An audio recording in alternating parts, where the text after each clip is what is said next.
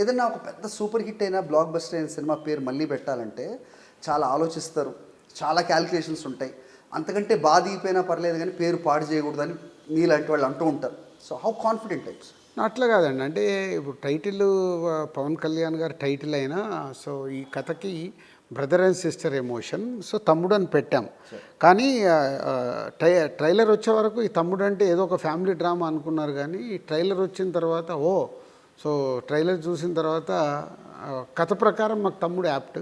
But trailer చూసినప్పుడు ఇది ఒక అడ్వెంచర్ ఫిలిం, ఒక ఎక్స్పీరియన్స్ ఫిలిం ట్రైలర్తో అర్థమైంది. సో ఈ మూవీకి నిన్న సెన్సార్ అయింది. సెన్సార్ వాళ్ళు సినిమా చూసిన తర్వాత సరే చాలా యాక్షన్ ఉంది, బ్లడ్ షేడ్స్ ఉన్నాయి, ఇవన్నీ ట్రిమ్ చేయాలి, యూఏ ఇస్తామన్నారు. ఎందుకు ఏనే ఇచ్చేయండి అన్నాను. ఫస్ట్ టైం ఈ సినిమాకి నేను ఏ సర్టిఫికేట్ తీసుకున్నాను. తమ్ముడు అనే టైటిల్ ఏ సర్టిఫికేట్ అంటే అంత యాక్షన్తో కూడుకున్న సినిమా.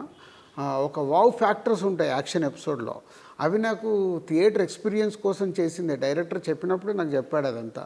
సార్ నేను ఇలా తీయాలి, ఇలా తీద్దాం సినిమా అంటే.